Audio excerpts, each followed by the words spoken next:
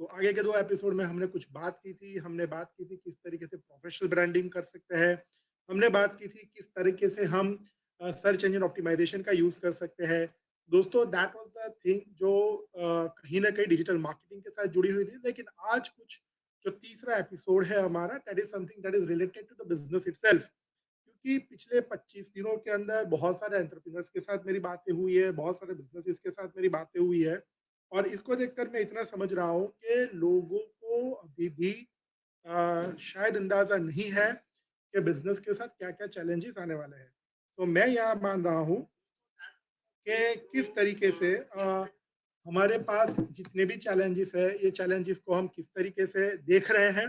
कुछ unseen challenges है, कुछ सीन चैलेंजेस है, कुछ जाने समझे चैलेंजेस है।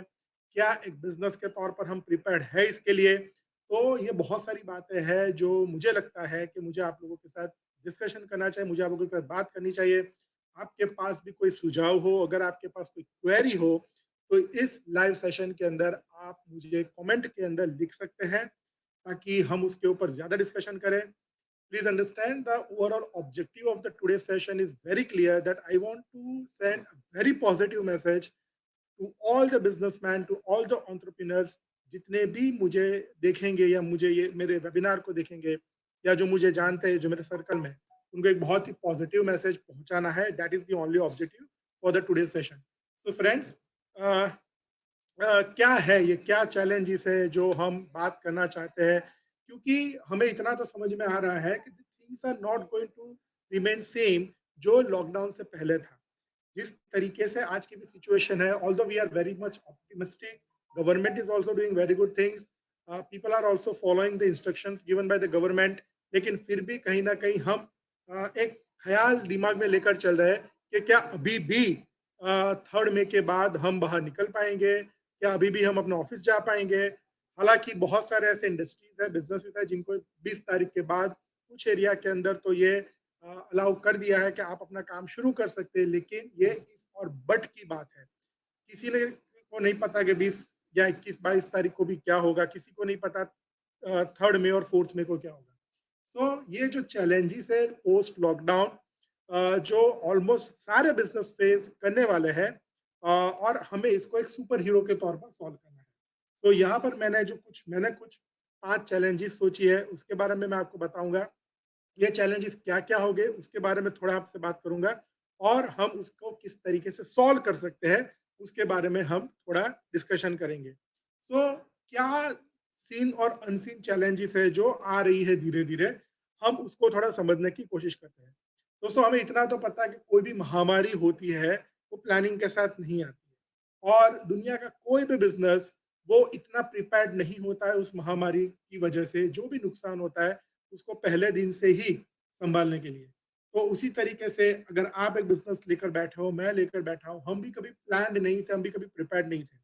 हमको भी पता नहीं था कि जिस दिन हमने ऑफ़िस को बंद किया, हम घर पर आए, हम अपने कुछ रिसोर्सेज़ अपने साथ लेकर आए।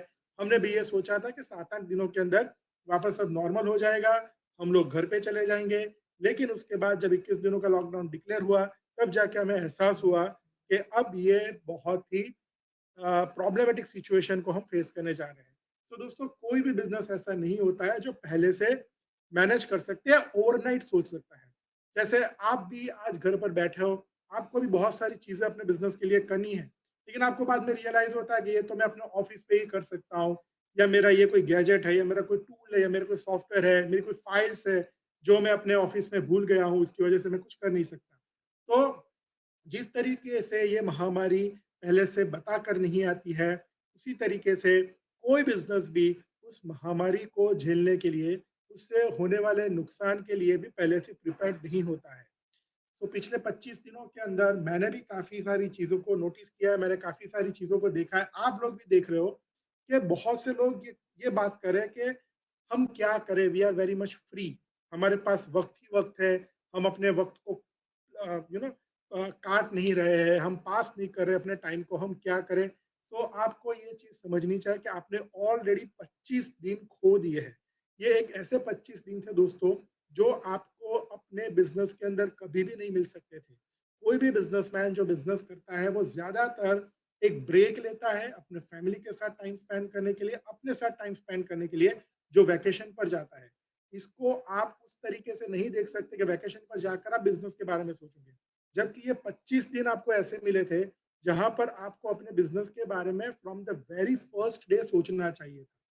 हालाँकि बहुत से लोग ऐसे हैं भी जिन्होंने सोचा है, वो भी अच्छी बात है। कई लोग ऐसे हैं जिन्होंने नहीं सोचा है, जिन्होंने यही कहा है कि भाई ये टाइम पीरियड को हम इस तरीके से पास करेंगे, जहाँ पर हमें रोज़ एक-एक दिन को कुछ ना कुछ करना है, मतलब कुछ मूवीज़ देखनी है, कुछ वेब सीरीज़ देखनी है, कुछ खाना बनाना है या कुछ ना कुछ करते रहना है, बस हमें टाइम पास करना है। तो आपने ऑलरेडी 25 दिन खो दिए हैं। अभी भी आपके पास और 12, 13, 14 या 15 दिनों का वक़्त है। जो भी चैलेंजेस आज हम डिस्कशन करने वाले हैं दोस्तों, मेहरबानी करके मैं आपसे रिक्वेस्ट करता हूँ, आप इसके बारे में सोचिए, क्योंकि अगर हमें हमारे बिज़नेस की चिंता है, हमारे इकोनॉमी की चिंता है, तो वो हमारी रिस्पॉन्सिबिलिटी हो जाती है कि क्या अगर हम कुछ ओवरनाइट नहीं कर पाए, तो क्या अभी मेरे पास वो वक़्त है? क्या अभी मैं कुछ कर सकता हूँ? ये अगर आप आज सोचोगे तो शायद आप आने वाले जो अनसीन चैलेंजेस है ख़ास करके, उससे तो शायद आप ना बच पाओ, लेकिन जो सीन चैलेंजेस है, उससे आप ज़रूर आप कोशिश कर पाओगे उससे लड़ने के लिए, ये मैं ज़रूर कह सकता हूँ। सो क्या हम आज की तारीख में तैयार है? Are we ready? क्या हम तैयार है? क्या हम अपने बिज़नेस को रिलॉन्च करने के लिए तैयार है? क्या हम अपने बिज़नेस के नए वर्ज़न को रिलॉन्च करने के लिए तैयार हैं? नंबर 1। नंबर 2, क्या हम अपने बिज़नेस की प्रोसेस को रिप्लान करने के लिए तैयार हैं? क्या हमने जो भी बिज़नेस की प्रोसेस बनाई थी, जो आपके बिज़नेस को इतने सालों से चला रही है, मार्केट में टिका कर रखा है, क्या इसको रिप्लान करने के लिए आप तैयार हो? नंबर 3, क्या आप सिचुएशन सेंट्रिक बनने के लिए तैयार हैं? हालाँकि हमने कई बार प्रोडक्ट सेंट्रिक की बात की, हमने कस्टमर सेंट्रिक की बात की, हमने मार्केट सेंट्रिक की बात की, हमने बहुत सारी चीज़ों की बात की। लेकिन क्या हमने कभी भी सिचुएशन सेंट्रिक होने की बात की है? तो क्या आप तैयार हो सिचुएशन सेंट्रिक बनने के लिए? और क्या आप अपने शॉर्ट पीरियड प्लान और शॉर्टर पीरियड टैक्टिक्स के लिए तैयार हो? जब आप आज की डेट में शॉर्ट पीरियड प्लान नहीं बना पाओगे और उससे भी कम टाइम के लिए जो शॉर्टर पीरियड टैक्टिक्स होती है उस प्लान को एग्जीक्यूट करने के लिए, अगर आप उसके लिए तैयार नहीं होगे, तो आप समझ लीजिए कि आपको कितनी मुश्किल हो सकती है। सो ये टाइम है हमें इस सारी चीज़ों के ऊपर सोचने का। हम बहुत से ऑनलाइन सेशंस आजकल देख रहे हैं। हमने ये देखा है कि अचानक से जो लोग डिजिटल प्लेटफ़ॉर्म पर नहीं होते थे, उन्होंने इसको अपना लिया है। एजुकेशन इंस्टीट्यूशन हो, सर्विस प्रोवाइडर्स हो, मैन्युफैक्चरर्स हो, कंसल्टेंट्स हो, अच्छी बात है। I am so happy that people have all together adopted the technology. Overnight उन्होंने वेबिनार्स करने शुरू किए। ज़ूम जैसी एप्लीकेशन जिसने कभी किसी किसी ने उसके बारे में सोचा तक नहीं था, उसको लोगों ने यूज़ करना शुरू किया। जो लोग फेसबुक पे लाइव जाने से डरते थे, जो लोग इंस्टाग्राम के लाइव जाने पे कतराते थे, उन्होंने ये करना शुरू किया। उसके सपोर्टेड सॉफ्टवेयर को जान के उसको यूज़ करने की कोशिश की। बहुत सारे वेबिनार्स हो रहे हैं, हम लोग सुन भी रहे हैं। लेकिन क्या ये वक़्त सिर्फ़ सुनने-सुनाने का है? क्या इसको हम कोई एक्शन में लाएँगे? अगर आपने आज तक जितने भी ऐसे ऑनलाइन सेशन अटेंड किए हैं, तो ये सवाल आप लोगों के लिए है कि वो अटेंड करने के बाद क्या आपके पास ऐसी कोई भी बुक तैयार है, आपका प्लान तैयार है, तो जैसे ही एक नॉर्मल सिचुएशन में आप जाएँगे तब इसको इम्प्लीमेंट कर पाए? तो सवाल यहाँ पर ये अब नहीं है कि मैंने 25 दिनों के अंदर बहुत सारा नॉलेज ले लिया, मैंने बहुत सारा नॉलेज दे भी दिया। लेकिन क्या ये नॉलेज लेने के बाद मैं उसको कहीं पे कुछ इम्प्लीमेंट कर पाऊँगा? It's a very good time period to learn something, and I'm happy that there are so many people who are learning. In fact, I am also learning. Online learning बहुत ज़रूरी है और हम लोग सीख भी रहे हैं, ये अच्छी बात है। लेकिन साथ में ये भी एक ज़रूरी चीज़ है कि आप अगर लर्निंग मोड से बाहर डूइंग मोड पर नहीं आओगे तो कैसे चलेगा? So now this is the time, क्योंकि ऑलरेडी 25 डेज़ चले गए हैं, now this is the time to come out of the learning mode somewhat and go and enter into the doing mode. कुछ करना शुरू करो ताकि जब आप एक बिज़नेस को शुरुआत करोगे, तब आपका वो एग्ज़ीक्यूशन बहुत प्रॉपर तरीके से हो सकता है। तो यहाँ पर जितने भी जो पॉइंट्स मैंने आपको कहे हैं, जो हमें तैयार होना है अपने बिज़नेस के लिए, बिज़नेस के रीलॉन्च के लिए, प्रोसेस के रीप्लान के लिए, सिचुएशन सेंट्रिक बनने के लिए, शॉर्टर पीरियड प्लान और शॉर्टर पीरियड टैक्टिक्स के लिए, जहाँ पर एक कंसल्टेंट हमेशा आपको एनुअल प्लान की बात करता है, हाफ ईयरली प्लान की बात करता है, मंथली प्लान की बात करता है। शायद मैं ये मानता हूँ कि अब हमें डेली प्लान करना पड़ेगा। हमें उतने शॉर्ट पीरियड प्लान के लिए भी तैयार रहना पड़ेगा कि आज क्या करूँगा, कल क्या करूँगा, परसों मेरा बिज़नेस क्या करेगा, अगले हफ्ते के मंडे को मेरा बिज़नेस क्या करेगा, क्योंकि हमें नहीं पता है कि ये सिचुएशन वापस हमारे सामने आ गई। तो लॉकडाउन 1.0 हमने देख लिया, लॉकडाउन 2.0 के अंदर हम ऑलरेडी हैं। तो क्या हमने लॉकडाउन 3.0 के लिए सोचा है? क्या होगा तो क्या? क्या हम उसके लिए तैयार हैं? उसके बाद लॉकडाउन 4.0 अगर हुआ, तो क्या हम उसके लिए तैयार हैं?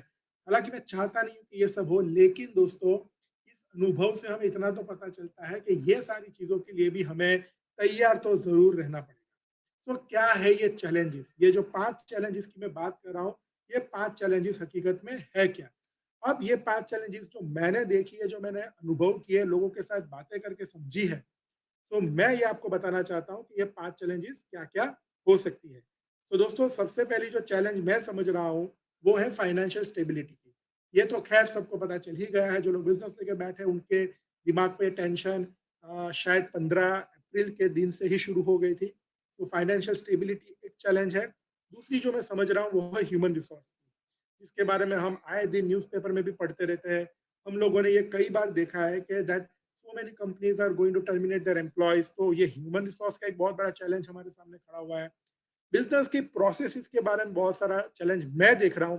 हालांकि इसके बारे में मैंने इतना सारा पढ़ा नहीं है या इतना सारा सुना नहीं है या देखा भी नहीं है, लेकिन ये भी एक चैलेंज है कि क्या हम अपनी बिजनेस प्रोसेसेस की चैलेंजेस को महसूस कर पा रहे हैं, क्या हम उसको देख पा रहे हैं। चौथा चैलेंज जो मैं देख रहा हूँ, वो है इंडस्ट्री का रीशेपिंग। ये बहुत इंपॉर्टेंट टाइम पीरियड आ गया है जब कोई इंडस्ट्री रीशेप हो। इंडस्ट्री रीशेप का एक वक्त होना भी चाहिए। हालांकि इंडस्ट्री रीशेपिंग अभी तक हमने टेक्नोलॉजिकल पॉइंट ऑफ व्यू से ही देखा है। मतलब जब भी कोई इंडस्ट्री के अंदर कोई नई टेक्नोलॉजी अडॉप्ट की जाती है, तभी वो इंडस्ट्री रीशेप होती है, ऐसा हम मानते हैं। लेकिन ये भी एक टाइम पीरियड है जहां पर कई सारी इंडस्ट्री अपने आप को रीशेप करना पड़ेगा। और लास्ट जो चैलेंज मैं देख रहा हूँ, वो है मार्केटिंग का, क्योंकि as a marketing consultant, as a digital marketer, I always think marketing first. और यहाँ पर एक गलती जो मैं आपको बताऊंगा, जो most of the people are doing इस टाइम पीरियड के अंदर, उसके बारे में मुझे आपसे बहुत ही इंपॉर्टेंट कुछ बात करनी है। लेकिन वो पॉइंट मैंने एज अ चैलेंज फिफ्थ देखा, क्योंकि मैं मानता हूँ मार्केटिंग से बड़े बड़े चैलेंजेस हमारे पास पहले से पड़े हुए। तो let us see all this challenges one by one. उसको हम किस तरीके से सॉल्व कर सकते हैं, उसके बारे में भी हम थोड़ी बात करते हैं। तो दोस्तों, सबसे पहली जो चैलेंज है, वो है फाइनेंशियल स्टेबिलिटी की। अब जब हम फाइनेंशियल स्टेबिलिटी की बात करते हैं, तो एक बिजनेस के पॉइंट ऑफ व्यू से हमें देखना पड़ेगा दैट हमारे पास जो पैसा आता है, जो एक लिक्विड आता है, लिक्विड फंड आता है, वो अगर रुक गया तो हम क्या करेंगे? क्योंकि बहुत सारी ऐसे बिजनेसेस इंडस्ट्री जहां पर वो लोग धीरे धीरे कस्टमर्स खो रहे हैं। अगर आपके कस्टमर आपसे छूट रहे हैं, या मान लीजिए कि कस्टमर्स के पास ही पैसा नहीं है, तो वो आपके पास क्यों आएंगे, आपकी सर्विसेज क्यों खरीदेंगे, आपसे प्रोडक्ट्स क्यों खरीदेंगे। जो लोग आपके जिम्नेशियम में आते थे, अब उनको लगा कि भाई मैं घर पे भी रह के अपने आप को फिट रख सकता हूँ, जबकि मेरी इनकम कम हो गई है, तो मैं शायद अपने जिम के अंदर जाके पैसा ना डालूं, मैं घर पे ही अपने आप को फिट रखूं। अगर ऐसा सोचने लगे, तो जिम के अंदर जहाँ पे पहले 1000 लोग आते थे, वही जिम के अंदर अचानक अब 400 लोग आने लगे, तो जिम क्या करेगा। तो ये जो फाइनेंशियल स्टेबिलिटी की बात है, वो चैलेंजेस भी बहुत सी कंपनियां, बहुत से बिजनेसेस को देखनी है। तो आप क्या कर सकते हो? सबसे पहला काम जो आपको करना है दोस्तों, वो है आपकी जो अनवांटेड ओवरहेड्स है, उसको कम करना है। हालांकि बहुत से कम बिजनेस है जो ये मानते हैं कि हम तो ऐसे कोई ओवरहेड्स रखते ही नहीं है। लेकिन दिस इज द टाइम, जो मैंने आगे भी कहा, कि आपको बैठ के सोचना पड़ेगा कि आपके बिजनेस के अंदर क्या अच्छा है, क्या बुरा है, क्या अवॉइड किया जा सकता है। सबसे पहला काम जो आपको करना है, आप अपने अनवांटेड ओवरहेड्स को कम करें। सेकंड, आप अपने ऑफिस एक्सपेंसेस को कट करें। शायद एक स्मॉल और मिड साइज बिजनेस के बारे में अगर आप बात करोगे, ऑफिस के बारे में बात करोगे, तो वहां पर स्टेशनरी का खर्चा बहुत होता है। ये बहुत ही छोटी चीज है, लेकिन ऐसी छोटी छोटी चीजों से ही आप अपने ओवरऑल आपका जो कॉस्ट है उसको कंट्रोल कर सकते हो। I am not financial expert, मैं कोई सीए नहीं हूँ, लेकिन मैं इतना समझ रहा हूँ कि एक बिजनेसमैन के तौर पर, एक एंटरप्रेन्योर के तौर पर, अगर मैं अपनी स्टेशनरी का, अपने बाकी के ऑफिस एक्सपेंसेस को अगर थोड़ा डाउन कर सकूं, तो मैं उसका पैसा बचा सकता हूँ, जो मुझे ऐसी सिचुएशन में बहुत काम लगेगा। जो थर्ड पॉइंट मैंने समझा है फाइनेंशियल स्टेबिलिटी लाने के लिए, वो है मेरे कस्टमर्स का ट्रस्ट जीतना, ताकि स्मॉल लेकिन स्टेडी मनी फ्लो मैं वहां से लाता रहूं। अगर एक बिज़नेस के तौर पर आज की डेट में आप अपने कस्टमर का ट्रस्ट नहीं जीत रहे हो और जो कस्टमर आपके साथ पहले से जुड़े हुए हैं, उसकी ख़ास करके अगर आप नहीं सोच रहे हो, तो याद रखिएगा, वहाँ से भी एक मनी फ्लो आपका बंद हो जाएगा। सो यहाँ पर नए कस्टमर लाने की बात तो शायद बाद में होगी। अभी सबसे बड़ी चैलेंज है पुराने कस्टमर्स को कैसे सँभाल के रखें, कैसे हम इसके पास से एक स्मॉल लेकिन स्टेडी एक मनी फ्लो बनाए रखें। तो इसके बारे में भी आपको देखना पड़ेगा कि क्या आप अपने एक्जिस्टिंग कस्टमर का जो ट्रस्ट है वो जीत पा रहे हैं या उसको नहीं जीत पा रहे हैं। एंड लास्टली जो फाइनेंशियल स्टेबिलिटी के लिए आप कर सकते हैं, वो करना है आपका मार्केटिंग के बजट को समझना रादर देन उसको बंद कर देना। तो कभी भी आप अपने मार्केटिंग को बंद नहीं कर सकते क्योंकि मैं हमेशा बोलता रहता हूँ कि आपका कोई भी मैनेजमेंट का जो भी फंक्शन होगा, वो मैनेजमेंट के फंक्शन को आप रोक नहीं सकते हो। और अगर आपने अपने मैनेजमेंट के फंक्शन को रोका, जहाँ पर मार्केटिंग भी आपका मैनेजमेंट का फंक्शन ही है, अगर आपने अपने मैनेजमेंट के फंक्शन को रोका, तो आपके बिजनेस के लिए बहुत हानिकारक हो सकता है। क्योंकि सबसे पहला काम हमेशा लोग यही करते हैं that people, businesses, they think that marketing is an expense rather than an investment. You can never think like that. Marketing is never an expense. So जो लोग बिजनेस को समझते हैं उनको समझना पड़ेगा कि आपका एक्सपेंस सेंटर कौन सा है, आपका रेवेन्यू सेंटर कौन सा है और आपका प्रॉफिट सेंटर कौन सा है। अगर ये तीन सेंटर्स अगर आप अपने बिजनेस के अंदर आइडेंटिफाई कर सकोगे, तो आप शायद मार्केटिंग को आप कभी भी बंद नहीं करोगे, बल्कि ये वक्त है दोस्तों जहां पर आपका मार्केटिंग का एक्सपेंस आपका सबसे पहली प्रायोरिटी होनी चाहिए, rather than cutting in your marketing budget या पूरा ही बंद कर देना कि नहीं नहीं हम कहाँ खर्चा करें, मार्केटिंग बंद कर दो। तो लोग आप तक पहुंचेंगे कैसे? आप अगर वो करेंगे ही नहीं तो लोग आपको देखेंगे कैसे, आपके पास आएंगे कैसे और आपसे आपके पास से प्रोडक्ट या सर्विस खरीदेंगे कैसे?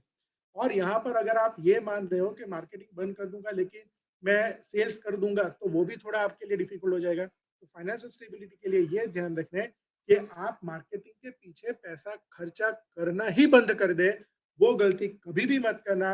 इसके अलावा जहां जहां पर आप अपना पैसा बचा सकते हो अपने ऑफिस के अंदर, जहां जहां जिन जिन कस्टमर्स के पास है आप एक फंड छोटा तो छोटा लेकिन स्टेडीली कलेक्ट कर सकते हो, उसके ऊपर आप ज्यादा फोकस कीजिए। ये आपके लिए फाइनेंशियल स्टेबिलिटी की बात है। जो आपका दूसरा चैलेंज है दोस्तों, वो है ह्यूमन रिसोर्स। हालांकि ह्यूमन रिसोर्स के बारे में टायर टू सिटीज के अंदर तो कोई बात ही नहीं करता है, किसी को कोई फर्क ही नहीं पड़ता है एम्प्लॉयज के बारे में। लेकिन यही वक्त है जहां पर आप अपने ह्यूमन रिसोर्स के बारे में बात करें, क्योंकि अगर आज आप ह्यूमन रिसोर्स के बारे में बात नहीं करोगे, उसको सोचोगे नहीं, तो आपके लिए फिर वक्त बहुत ही डिफिकल्ट हो जाएगा। क्या कर सकते हो आप अपने ह्यूमन रिसोर्स को यहाँ पर मेंटेन करने के लिए? सबसे पहले दोस्तों आपको ये देखना पड़ेगा कि आपको अपने एम्प्लॉयज को अलग अलग पैरामीटर्स के ऊपर इवेल्युएट करना चाहिए। आज इसी वक्त आपको इवेल्युएशन शुरू कर देना चाहिए, आपके पास अभी भी टाइम है। मैंने जो पैरामीटर्स के ऊपर इवेल्युएशन किया है या मैं जो सोचता हूँ, वही पैरामीटर्स मैं आपके साथ भी सॉल्व शेयर करना चाहता हूँ। तो ये पैरामीटर्स मैंने डिफाइन किए हैं, चार पैरामीटर्स है। एक है लॉयल्टी, दूसरा है बिलोंगिंगनेस, तीसरा है परफॉर्मेंस और चौथा है आपका लीडरशिप शो। सो लीडरशिप शो का मतलब क्या होता है दोस्तों? लीडरशिप शो का मतलब होता है कि हमने हमेशा लीडरशिप क्वालिटी के बारे में तो बात की है। जब भी हमने इंटरव्यूज लिए हैं तो हमने देखने की कोशिश की है कि क्या इस कैंडिडेट के अंदर लीडरशिप क्वालिटी है। पर दोस्तों वो क्वालिटी अगर इनबिल्ट है और वो एग्जिबिट ही नहीं होती है वक्त आने पर, तो वो क्वालिटी का हम क्या करेंगे? तो ये वही बात हुई कि अगर आपको कोई चीज आती है लेकिन जब उस चीज को एग्जिबिट करना है, परफॉर्म करना है, तब आप नहीं करते हो, तो वो क्वालिटी आपके लिए न के बराबर है। तो ये चार पैरामीटर आप यूज कीजिए। You see to the loyalty of the people towards your company, you see to the belongingness towards your company, कितना बिलोंगिंग है उनको आपकी कंपनी के लिए, आपके काम के लिए। आप ये चेक कीजिए कि उनका परफॉर्मेंस कैसा है। अगर आप वर्क फ्रॉम होम कर रहे हैं इस लॉकडाउन के पीरियड में, तो आपको देखना पड़ेगा कि उनका परफॉर्मेंस किस तरीके से है। क्या वो सच में काम कर रहे हैं, कितना काम कर रहे हैं, उसके बारे में आप सोचिए। और खास करके इस वक्त पर जहां पर आपको या आपकी कंपनी को उनकी सख्त ज़रूरत है, तब क्या वो अपनी लीडरशिप स्किल्स को बाहर ला रहे हैं?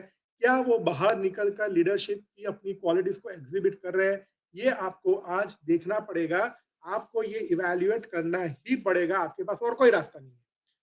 ह्यूमन रिसोर्स के बारे में एक और पॉइंट जो यहाँ पर बताऊंगा कि आपको अपना जो टर्मिनेशन के बारे में आप सोच रहे हो, शायद बैठ के सोच रहे होंगे कि मेरा मेरा हर महीने इतना सैलरी जाता है, मैं अगर 50% लोगों को निकाल दूं तो मेरी इतनी सैलरी बच जाएगी।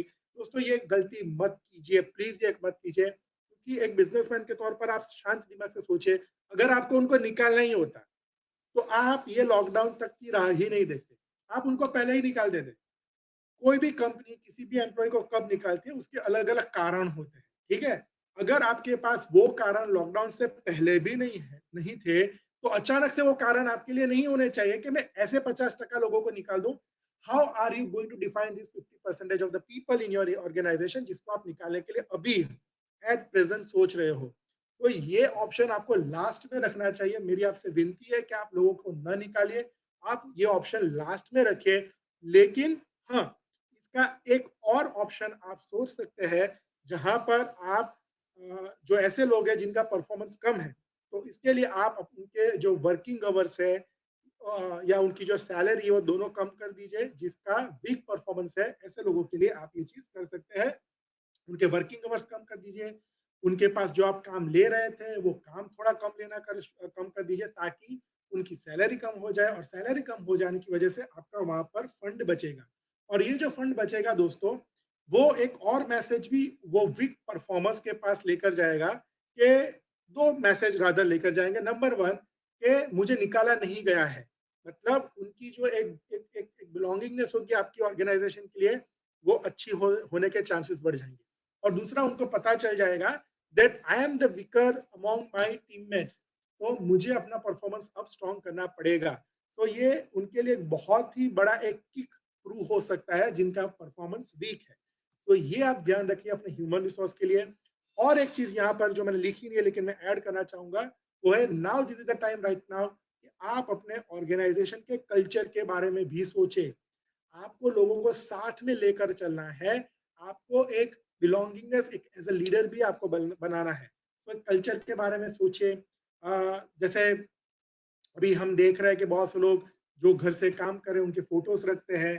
तो एक दिन फोटो रखा और लोगों को कहा कि देखो हम सब घर से काम कर रहे हैं। ये अच्छी बात है, जो ना करने से अच्छा है कि कोई तो कुछ तो कर रहा है। लेकिन क्या ये सिर्फ लोगों को दिखाने के लिए है, या सच में आपकी कंपनी के अंदर वो कल्चर है? सो दोस्तों ये ध्यान रखिए। सो कल मैंने अपने इंस्टाग्राम के ऊपर एक मैसेज शेयर किया था, एक स्टेटस, एक स्टोरी शेयर की थी, जो आज आप पढ़ सकते हो, कल रात को किया था। और वहाँ पर मैंने एक सजेशन दिया था अपने ट्विटर के हैंडल के ऊपर कि जितने भी लोग अभी गवर्नमेंट डॉक्टर्स है, पैरामेडिक्स है या पुलिस है, तो मैंने गवर्नमेंट से ये मैसेज किया था, ये रिक्वेस्ट की थी कि आप इनको जब सिचुएशन नॉर्मल हो जाए, आप इनको 5 दिन की पेड छुट्टियाँ दे दो, उनको हॉलिडे दे दो, ताकि वो अपने फैमिली के साथ क्वालिटी टाइम बिता सकें। तो दोस्तों रात को एक कंपनी की एचआर ने मुझे वो स्टेटस पढ़ के मुझे व्हाट्सएप पर मैसेज किया, रात को 11-12 बजे उन्होंने मुझे मैसेज किया कि आपने ये जो लिखा है, हम अपनी कंपनी में इसको इम्प्लीमेंट कर रहे हैं। उन्होंने पूरा मेल मेरे साथ शेयर किया, और मैं बहुत ही खुश हूँ कि सूरत में भी ऐसी कंपनीज़ है जो अपने एम्प्लॉइज़ के बारे में सोच रही है। दोस्तों वहाँ पर ये बहुत क्लियर कट लिखा है कि वो अपने ऐसे एम्प्लॉयी को 5 या 7 दिन की पेड हॉलिडेज़ दे रहे हैं, जो बाहर से आकर सूरत में रह रहे, अकेले रह रहे, अभी अपने फैमिली से दूर हो चुके हैं, और वो अपने कंपनी के लिए यहाँ से बैठे-बैठे घर से काम कर रहे हैं। तो जैसे ही सिचुएशन नॉर्मल होगी, ये कंपनी उन एम्प्लॉयी को अपने घर पे भेज देगा, पेड हॉलिडे पे भेजेगा, और उनका एक भी रुपया उन हॉलिडेज़ के दरमियान काटेगा नहीं। सो आई एम सो हैप्पी कि एचआर इस तरीके से सोच रहा है, कंपनी इस तरीके से सोच रही है। अगर आपने नहीं सोचा है, तो आप सोचिए। अपने ह्यूमन रिसोर्स को बहुत ही इम्पोर्टेंस दीजिए, अपने एम्प्लॉइज़ को बहुत इम्पोर्टेंस दीजिए, अपनी टीम को स्ट्रॉन्ग बनाइए। उनको यहाँ पर निकालने के बारे में अभी सोचना is not a good time. ये दूसरी चैलेंज है दोस्तों। जो तीसरी चैलेंज मैं देख रहा हूँ, वो है बिज़नेस के प्रोसेसेस के बारे में। तो क्या होता है बिज़नेस के प्रोसेसेस के बारे में, आपको क्या करना चाहिए? हालाँकि आप अपना एक बिज़नेस तो चला रहे हो, तो आपको पता होगा कि आपके बिज़नेस में क्या प्रोसेस चल रहा है, क्या सब प्रोसेस चल रहा है। तो आपको यहाँ पे आपको रिडिज़ाइन करना होगा the way your business used to perform. आपका बिज़नेस जिस तरीके से काम कर रहा होगा, उसकी जो प्रोसेस आपको अब रिडिज़ाइन करना पड़ेगा। और मैं ये मानता हूँ कि आपको अपना जो एग्जीक्यूशन टाइम पीरियड है अपनी प्रोसेसेस का, अगर आप उस एग्जीक्यूशन टाइम पीरियड को, अपनी प्रोसेस को थोड़ा रिड्यूस कर सकते हैं विदाउट इम्पैक्टिंग द आउटकम, अगर आप ये कर पाएंगे, तो याद रखिएगा इससे भी आपका बहुत और रिसोर्सेज बच सकता है। सो आप अपने बिजनेस को रिडिजाइन कीजिए, अपनी प्रोसेस, सब प्रोसेस को रिडिजाइन कीजिए। This is the right time to get acquainted with the situation and hence to become the situation centric. और सिचुएशन की डिमांड क्या है? सिचुएशन की डिमांड है कि आपका जो भी रिसोर्स बचता है, आपका जो भी रिसोर्स बचता है उसको आप बचाइए। और उसका एक सॉल्यूशन हो सकता है कि आपका जो बिजनेस का जो प्रोसेस है, जो प्रोसेस है, उसका जो ओवरऑल टाइम पीरियड है उसको आप थोड़ा कम कीजिए, आप उसको रिड्यूस करने की कोशिश कीजिए। ध्यान रखिए कि उससे आपका आउटकम इम्पैक्ट ना हो, वो वर्स्ट ना हो, वो बिगड़े नहीं। और अगर आप बहुत सारे प्रोसेस बहुत सारे सब प्रोसेसेस के अंदर अगर आप ये करने में आप कामयाब रहे तो इससे भी आपका बहुत सारा रिसोर्स बचेगा, जो अल्टीमेटली आपके ऑफिस के लिए, आपकी कंपनी के लिए, आपके बिजनेस के लिए बहुत ही फायदे वाला होगा। चौथा चैलेंज जो है दोस्तों वो है इंडस्ट्री का रीशेपिंग। अब इंडस्ट्री का रीशेपिंग के बारे में मैंने आगे तो आपसे बात की, तो अब यहाँ से मैं ये समझता हूँ और शायद आप लोग भी मेरी बात से एग्री करेंगे that this is the time that every industry must change the way of working. आपको ये जो वे ऑफ वर्किंग है उसको अभी बदलना ही पड़ेगा। This is the right time to reshape. आपको ये करना पड़ेगा और इसके लिए शायद मैं ये मानता हूँ कि आपको एक स्टेप फॉरवर्ड करना पड़ेगा। अपनी इंडस्ट्री के अंदर काम करने वाले बिजनेस के तौर पर आपको एक स्टेप फॉरवर्ड लेना पड़ेगा और आपको एक फर्स्ट मूवर का एडवांटेज लेना पड़ेगा। तो कई बार आप ये सोचते होंगे कि आप क्योंकि आप अपनी इंडस्ट्री में शायद लेट कमर हो सकते हैं, तो आपने सोचा होगा कि मुझे कभी भी वो मौका नहीं मिला मेरी इंडस्ट्री में एक फर्स्ट मूवर होने का। तो दोस्तों this is the right time to take an advantage and to lead. Right, you have no one to lead, so please lead from the front. You become the example of your industry. You come out with some out of the box ideas, out of the league ideas, and start implementing in your business so that बाकी के जितने भी businesses है आपकी industry में वो आपको देखे, आपको ऑब्जर्व करे और अगर उसका आउटकम पॉजिटिव होगा तो जरूर आपके ही नक्शे कदम पर चलेंगे, वो आपको फॉलो करना चाहेंगे। And you know what, this is going to spread a very good message among your customers, among your prospective buyers. They are also observing you. So ये ऐसा वक्त है जहां पर हर कंपनी दूसरी कंपनी को देख रही है, हर कंपनी ये जानना चाहती है कि वो क्या कर रहे हैं, वो क्या कर रहे हैं, क्या हम वो कर सकते हैं कि नहीं। तो उसी तरीके से कस्टमर्स भी तो कंपनियों को देख रहे हैं। तो अगर आप ये एक एग्जाम्पल सेट कर पाओगे अपनी इंडस्ट्री के अंदर, तो मैं मानता हूं कि this is the way you can come out as an industries first mover. You can lead your industry, you can show the way to the industry the very similar way what I have seen that the Prime Minister of India is right now taking the first step, जो जिसको बाकी के countries के लोग follow करना चाहते हैं, बाकी के प्रेसिडेंट्स या बाकी के कंट्रीज के जो प्राइम मिनिस्टर उसको फॉलो करना चाहते हैं। क्या वो चीज हम अपने लेवल पर अपनी इंडस्ट्री पर नहीं कर सकते? हम जरूर कर सकते हैं। तो ये आप सोचना शुरू कर दीजिए कि ऐसा तो क्या कर सकते हैं। जो आपकी इंडस्ट्री के जो लूपहोल्स थे उसको पकड़ना शुरू करिए, इसको आप अपने कस्टमर्स तक ले जाने की बात करिए, प्रोस्पेक्टिव बायर्स तक ले जाने की बात करिए। उनको ये बताइए कि अभी तक ये लूपहोल्स जो भी चल रहे थे उससे आपको इतना फाइनेंशियल प्रॉब्लम नहीं होता था, लेकिन आज की डेट में अगर आप उसी लूपहोल के अंदर अगर आप घूम गए तो उससे आपका फाइनेंशियल लॉस भी है, इंडस्ट्री की नेगेटिविटी भी है। तो this is the right time कि हम आपको इस बारे में बताइए और आप भी थोड़ा सोचिए इस लूपहोल्स की वजह से आप उस इंडस्ट्री में फंस ना जाए। तो please go ahead and take the role of a leader. The fifth point and the final challenge is marketing. अब यहाँ पर जो मार्केटिंग की बात है उसको हमें बहुत ही शांत दिमाग से सोचना पड़ेगा। मैं एक चीज आपको दोस्तों बता चुका हूं कि आपने अगर ये सोचा है कि मार्केटिंग हम बंद कर देंगे तो वो गलतफहमी, आप वो नहीं कर सकते। मेहरबानी करके मार्केटिंग बंद करना मत। ये अपने पैरों पर कुल्हाड़ी मारने जैसा है। अगर आप ये कर रहे हो तो इसका मतलब मैं बहुत ब्लंटली बोल रहा हूँ कि आपने कभी अपने मार्केटिंग एक्टिविटी को एक्सपेंस सेंटर के तौर पर ही हमेशा देखा है। आपने कभी भी उसको प्रॉफिट सेंटर के अंदर रखा ही नहीं। तो मैनेजमेंट का बहुत ही बेसिक रूल है जो एक बिजनेस के चलाने के तौर पर, एक बिजनेसमैन के तौर पर, एक एंटरप्रेन्योर के तौर पर आप बहुत ही आराम से उसको मिस कर गए हैं। तो मार्केटिंग को बंद करना is a very bad decision. हाँ, आप आप बाकायदा सोच सकते हैं, आप रीथिंक कर सकते हैं आपके एनुअल प्लान के बारे में। अब वो भी आपको देखना पड़ेगा, क्या अभी तक आपने एनुअल प्लान कभी भी किया है? क्या आपका मार्केटिंग का कभी भी कोई एनुअल प्लान रहा है अभी तक? तो पहले उसके बारे में सोचिए। अगर नहीं रहा है तो आप थोड़ा हिस्ट्री में जाइए, लास्ट ईयर 1-2 साल, 3 साल पहले आपका क्या मार्केटिंग प्लान हो रहा था, उसको थोड़ा देखिए, इवैल्यूएट कीजिए। क्या अब यहाँ से आगे 1 साल पे वो इम्प्लीमेंट करने की योग्यता है? अगर है तो बहुत अच्छी बात है। अगर आपको लगता है कि नहीं, मैं फाइनेंशियल क्राइसिस से गुज़र रहा हूँ, मेरे बिज़नेस के पास इतना रेवेन्यू नहीं है, तो आपको उसके लिए रीथिंक करना पड़ेगा। आपको अपना मीडिया प्लान भी डिज़ाइन करना पड़ेगा। सो आई डोंट नो कि कितनी कंपनियाँ, जितने भी बिज़नेसमैन हैं, जितने भी एंटरप्रेन्योर ये करते होंगे। लेकिन आपने जो भी अभी तक मीडिया प्लान किया है, उसको आप एक बार सोच सकते हो। अगर नहीं किया तो उसको डिज़ाइन कर सकते हो। So please go and check your media plan कि आप कौन-कौन से मीडिया को यूज़ करते हो। अ, एक बात यहाँ पर मैं बहुत ही ज़िम्मेदारी के साथ आपको कहता हूँ, अगर आपने डिजिटल मीडिया को मुफ्त का माध्यम समझा है, तो आपकी ये एक और गलतफ़हमी है बिज़नेस के तौर पर। आप डिजिटल मीडिया को मुफ्त का माध्यम नहीं समझ सकते। और यही कारण है, जहाँ पर आज बहुत से लोगों ने ये तो बात कर दी कि हम डिजिटल जाना चाहते हैं, लेकिन सब फ्री में चाहिए। आप डिजिटल मीडिया को फ्री क्यों मानते हो? इंटरनेट भी फ्री नहीं है, उसके लिए भी आप अपने इंटरनेट सर्विस प्रोवाइडर को सालाना पैसा देते हो, मंथली पैसा देते हो।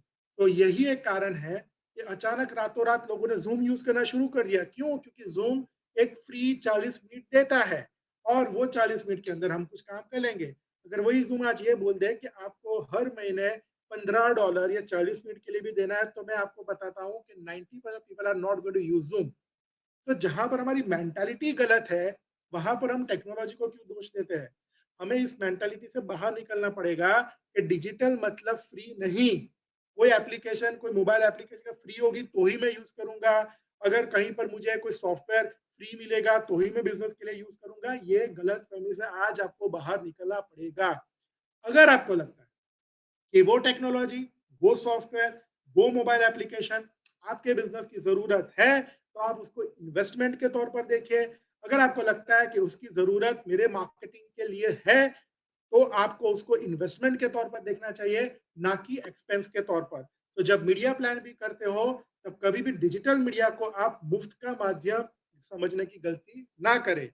तीसरा जो आप कर सकते हो इस पर्टिकुलर चैलेंज को मैनेज करने के लिए मार्केटिंग का, वो आप कर सकते हो, आपकी डिजिटल स्ट्रेटेजी को रिप्लान कर सकते हो। सो डिजिटल स्ट्रेटेजी का मतलब है कि आपने जो भी डिजिटल मार्केटिंग स्ट्रेटेजी अब तक यूज़ की थी, आप इन हाउस करवाते होंगे, आप खुद कर रहे होंगे, आप किसी एजेंसी के पास करवाते होंगे, तो this is the right time to rethink about it.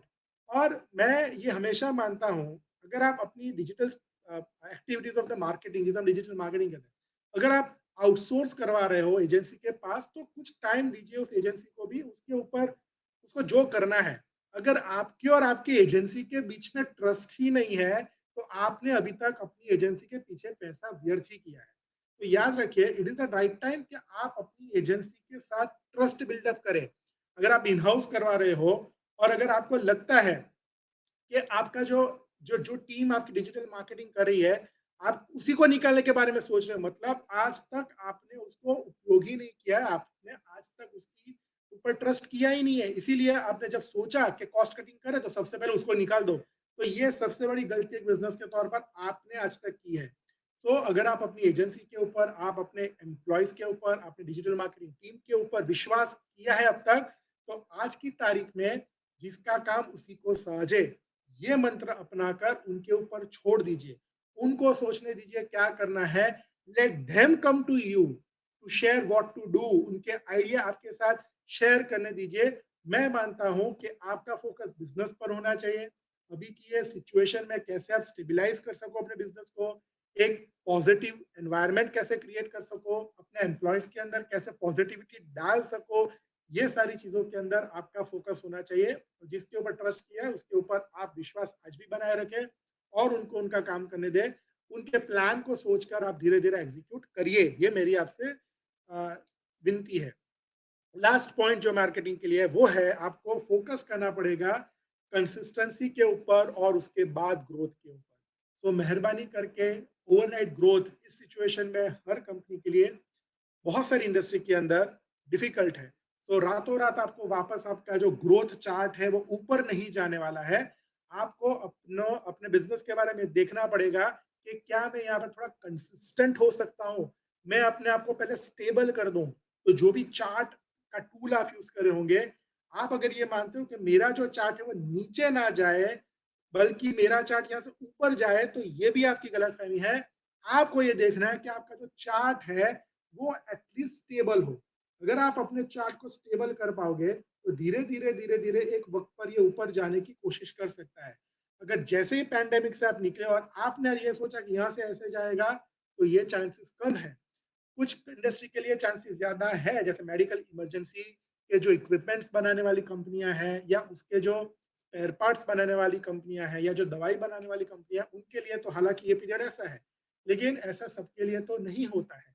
तो मेहरबानी करके आप कंसिस्टेंसी के ऊपर फोकस करिए, अपने आप को स्टेबल बनाने की कोशिश करिए और फिर धीरे-धीरे आप एक ग्रोथ स्टेज पर जा सकते हो। तो याद रखिए दोस्तों, this is the time to become super hero. यही वक्त है आपका सुपर हीरो बनने का। आप सुपर हीरो बन सकते हैं अपने बिजनेस के, आपको सुपर हीरो बनना है इंडस्ट्री का, आपको सुपर हीरो बनना है अपने टीममेट्स का, आपको सुपर हीरो बनना है आपकी सोसाइटी का, आपको सुपर हीरो बनना है आपके फॉलोअर्स का, जो आपको देख रहे हैं, आपको सुन रहे हैं, आपके पोस्ट पढ़ रहे हैं, उनको लाइक कर रहे हैं। और सबसे बड़ी चीज यही वक्त है, ये वक्त है सुपर हीरो बनने का आपके अपने लिए। अगर एक इंडस्ट्री को बिलोंग होने की वजह से एक बिजनेस के लीडर के तौर पर आप आपकी नजरों में ही अगर सुपर हीरो नहीं है, तो आप आपको लीडर के तौर पर कौन देखेगा? ये दिमाग में हमेशा बनिए रखिए। तो सुपर हीरो बनने का ये सही वक्त है। और प्लीज मैं आपसे रिक्वेस्ट करता हूँ कि आप एक बहुत अच्छे सुपर हीरो बनिए। और उसी सुपर हीरो बनने के बाद आप, अगर हम सब ये करेंगे, हम सब कुछ ना कुछ वजह से अगर सुपर हीरो बनेंगे, तो मैं दावे के साथ कह सकता हूँ कि ओवरऑल इंडस्ट्री बहुत ही जल्दी, ओवरऑल इकोनॉमी बहुत ही जल्दी पटरी पर आ जाएगी। और ये बहुत ही जल्दी पटरी पर आने की वजह से जो जो प्रॉब्लम्स हम सब अपने अपने कोहोर्ट के अंदर फेस कर रहे हैं, वो प्रॉब्लम्स हम बहुत ही जल्दी फ्री हो जाएंगे। सो मेहरबानी करके ये मेरी रिक्वेस्ट है, उसको आप प्लीज सोचिए, बहुत सीरियसली सोचिए। कुछ पॉइंट आया है, मैं उसको यहाँ पर हाईलाइट करना चाहूंगा। सो सनी का क्वेश्चन है, how AI, AR and VR blended video lectures can disrupt education industry. I think it has started disrupting the education industry somewhat, but I think let us see. देखना चाहिए सनी, क्योंकि यहाँ पर बहुत सारे गैप्स हैं। सबसे पहली चीज, जो भी इस इंडस्ट्री में है, एजुकेशन इंडस्ट्री में, वो लोगों ने ये मान लिया है that with the use of the AI and AR and VR, if I'm going to blend with my training and teaching capacity, and if I'm going to take it on the digital platform, hence I'm going to grow like anything. आप ये सोच लीजिए कि आज की date में भी लोगों ने मजबूरी के तौर पर, जो लर्नर्स की मैं उसकी बात कर रहा हूँ, लर्नर्स ने मजबूरी के तौर पर इनको अपनाया है। अगर उनको शायद ऑप्शन मिले कि डिजिटल या क्लासरूम, तो बहुत से लोग यही कहेंगे भाई हम क्लासरूम में जाकर ही सीखना चाहते हैं, डिजिटल तो हमारी मजबूरी थी। सो मैं ये मानता हूँ कि ओवरनाइट इस सिचुएशन पे अधीन होकर अगर हम ये सोचेंगे कि मैं तुरंत ही इसके अंदर इन्वेस्ट कर दूं और मैं लोगों को सिखाना शुरू कर दूं, तो मैं बहुत जल्दी ग्रो करने लगूंगा। तो इसके लिए मैं आपको एक ही सलाह देता हूँ कि please wait and watch, just understand the behaviour of the learners. Is a very good time. अगर जो इस इंडस्ट्री में है और जो ये सोच रहे हैं कि इन सारी टेक्नोलॉजीज का उपयोग करके मैं ऑनलाइन एजुकेशन में कूद पड़ूं, तो मैं आपको एक ही सलाह दूंगा, आप इस वक्त पर एक छोटा सा सर्वे करें, एक छोटा सा रिसर्च करें और यहाँ पर जो लर्नर्स है उनसे जानने की कोशिश करें कि क्या वो मजबूरी में तो ऑनलाइन लर्निंग की तरफ नहीं मुड़े हैं, क्या वो मजबूरी में तो ऑनलाइन लर्निंग को नहीं एक्सेप्ट कर रहे हैं। अगर उनको मौका मिला तो क्या वो ऑनलाइन लर्निंग को फिर भी बनाए रखेंगे। अगर आप ये एक छोटा सा रिसर्च करेंगे, सर्वे करेंगे, और वहां पर अगर आपको लग रहा है कि आपके प्रोस्पेक्टिव लर्नर्स एक नॉर्मल सिचुएशन में भी ऑनलाइन पढ़ने के लिए तैयार है, तो आप जरूर AI, AR या फिर VR का उपयोग अपने ऑनलाइन एजुकेशन में करें। और ना कि आप अपने सिटी तक, अपने एरिया तक, अपने क्लासरूम तक सीमित रहे। And then please reach out to the world, because I personally feel that this world literally requires good trainers, good teachers, ना कि जो सिर्फ कमाने के लिए पढ़ाते हैं, ना तो सिर्फ पढ़ाने के लिए करते हैं, लेकिन फिर भी वो लोग इसलिए करते हैं ताकि लोगों के अंदर अपना एक नॉलेज शेयर कर पाए। तो I think Sunny, it's a very good question, thanks for asking me this question. ये बहुत ही अच्छा क्वेश्चन आपने पूछा है। Okay, again another comment from him, Do you suggest collaborating with our own competitors and help them to get out of difficult situations? Why not? Why not? Absolutely, you should. Absolutely, you should. I think this is a time to, I think, see, this is not the fight against a competitor. This is not the rivalry among the people who are working in the same industry. I believe or I feel this is the fight against the situation. This is the fight against the bad economy. This is the fight against unseen challenges. So क्या हम सब मिल के नहीं कर सकते? तो जो एक बॉलीवुड का डायलॉग होता है ना कि दुश्मन का दुश्मन दोस्त होता है। तो अगर आपको लगता है कि आपका कॉम्पिटिटर ही आपका दोस्त अगर बन जाए, तो क्या आप कोलैबोरेट करके भी आगे बढ़ सकते हैं? एंड आई थिंक मेट्रोस के अंदर कई लोगों ने ये करना शुरू भी कर दिया है, जो कॉम्पिटिटर्स है। हाँ, यहाँ पर आपको ये देखना पड़ेगा कि अगर आप कॉम्पिटिटर्स है, तो आप सबको अपनी एक-एक जो आपकी स्ट्रॉन्ग क्वालिटीज़ है, उसके ऊपर फोकस करना चाहिए। आपको ये देखना चाहिए कि मेरे अंदर ये स्ट्रॉन्ग एलिमेंट है, मेरी कंपनी इसमें ज़्यादा स्ट्रॉन्ग है, मास्टरी है हमारी, उस कंपनी की इसके अंदर मास्टरी है, तो उस कंपनी को उस मास्टरी के ऊपर फोकस करने दीजिए और आप अपनी मास्टरी के ऊपर फोकस कीजिए और दोनों कंबाइन हो जाए। जैसे अगर आप सैटेलाइट बनाते हैं, अगर आपको लगता है कि सैटेलाइट बनाना आपकी मास्टरी है और अगर कोई कंपनी है जिसका रॉकेट मैन्युफैक्चरिंग उसकी मास्टरी है, तो आप दोनों कोलैबोरेट कर दें। रॉकेट का जो है तो उसके ऊपर छोड़ दीजिए, सैटेलाइट का फोकस आप खुद रखिए। अगर ऐसे आप कोलैबोरेट करके काम करेंगे, तो दोनों के रिसोर्सेज भी बहुत अच्छे यूज़ होंगे, आप बहुत सारा पैसा बचा भी सकते हो और उसका जो आउटकम होगा, वो भी मैं मानता हूँ कि बहुत ही पॉजिटिव होगा, बहुत ही अच्छा होगा। तो friends, if you have any question still you can ask me the question. आप मुझे कमेंट बॉक्स के अंदर लिख सकते हैं। I try my best to answer the questions, क्योंकि ये काफ़ी पौने घंटे का ये सेशन हो चुका है। फिर भी अगर आपको बाद में भी कोई क्वेश्चन हो तो please you can go back to my social media accounts and you can please go and you can connect with me on Twitter, you can connect with me on LinkedIn, Facebook, YouTube, Instagram, TikTok, कहीं पर भी आप मुझे connect कर सकते हैं, कहीं पर भी आप मुझे मैसेज कर सकते हैं। और अगर फिर भी आपको लगता है कि आप वहाँ पर कंफर्टेबल नहीं हैं, तो मैं आपसे रिक्वेस्ट करता हूँ कि आप अपनी जो क्वेरी है, क्वेश्चन है, वो मुझे मेल के थ्रू भी भेज सकते हैं। मेल आप करिए, इसके अलावा भी आपके पास ऑप्शन है, अगर आप फुटर में देखेंगे तो वहाँ पर भी मैंने अपने कॉन्टैक्ट डिटेल्स, सोशल मीडिया के डिटेल्स रखे हुए हैं, तो वहाँ से भी आप कर सकते हैं। So finally, thank you so much, Sunny, for your very kind words. Thank you so much. And thank you so much, everyone who have listened to me very, very patiently. क्योंकि मैं चाहता हूँ हम सब मिलकर ही इसको लड़ सकते हैं, इस महामारी से बाहर निकल सकते हैं।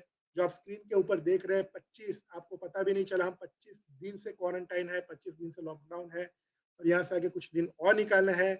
सो जाते-जाते वापस एक बार कहता हूँ, अपने बिज़नेस के बारे में सोचिए, रीथिंक कीजिए, इंडस्ट्री के बारे में सोचिए, अच्छी बातें सोचिए, पॉजिटिविटी लाइए, अपने फॉलोअर्स के अंदर पॉजिटिविटी लाइए, एक दूसरे को अच्छा कहिए, पॉलिटिकल डिबेट से दूर रहिए, सोशल मीडिया पॉलिटिकल डिबेट पे नहीं जाना चाहिए। हाँ, आप व्यंग कर सकते हो, लेकिन वो व्यंग भी रोज ना हो, वो ध्यान रखिए।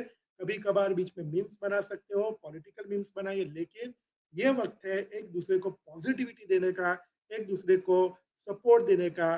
एक पॉजिटिव एनवायरनमेंट अगर हम सोशल मीडिया पर बनाएंगे, तो हम मानसिक तौर पर ज़्यादा पॉजिटिव रहेंगे और हम सबको पता है कि मानसिक तौर पर जो इंसान पॉजिटिव होता है, वो हमेशा अपनी कंपनी के लिए भी पॉजिटिव ही सोचेगा। तो इसी बात के साथ मैं ये अपना फेसबुक लाइव यहाँ पर समाप्त करता हूँ। Thank you so much for joining me और आखिर में वापस कहूँगा, stay home, stay safe. Thank you so much.